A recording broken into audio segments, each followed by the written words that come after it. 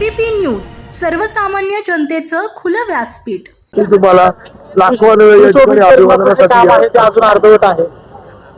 नाही, मला तर शासनाकडून असणारं लोकांच्या सोयीची जी व्यवस्था आहे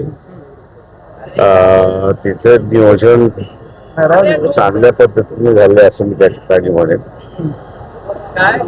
येण्या जाण्याची असणारी व्यवस्था सुद्धा आहे त्या ठिकाणी। स्तंभाचा असताना शोभीकरणाची सुरुवात आहे, मला वाटतं पूर्ण होईल 7-7:30 वाजेपर्यंत।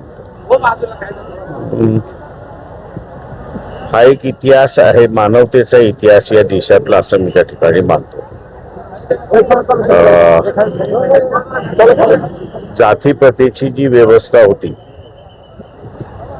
त्या जातीप्रथेच्या व्यवस्थेच्या विरोधातला हा एक लढा होता आणि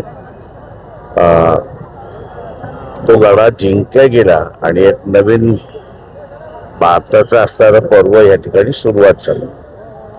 ही वस्तुस्थिती आहे की ह्या लढ्या जिंकल्यामुळे असणारं ब्रिटिशांचं राज्य हे पूर्णपणे भारतावरती इस्टॅब्लिश झालं आणि पण एक नवी विचारसरणी ज्याला आपण म्हणतो ती सुरुवात झाली आणि देशाची तोपर्यंत उभारणी नव्हती, ती भारतीय देशाची असणारी उभारणी सुरुवात झाली।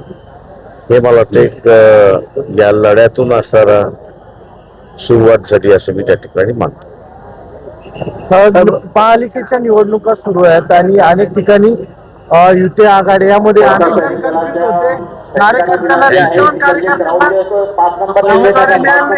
गेले। आपल्याकडे किती निष्ठा?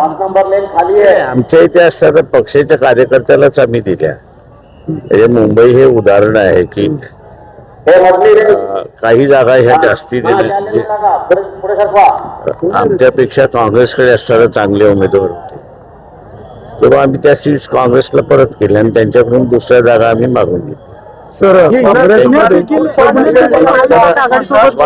राजकारण ज्यावेळेस करत असतात त्यावेळेस कार्यकर्त्यांसाठी करता हे बरोबर आहे, पण त्याच्याच बरोबर असं नीतिमत्तेचं राजकारण करता हे तुम्हाला बघावं लागतं। पुण्यात देखील आरोटे मोबाईल नंबर आहे 9423 38 8508। दुसरा मोबाईल नंबर 9423 46 72 72।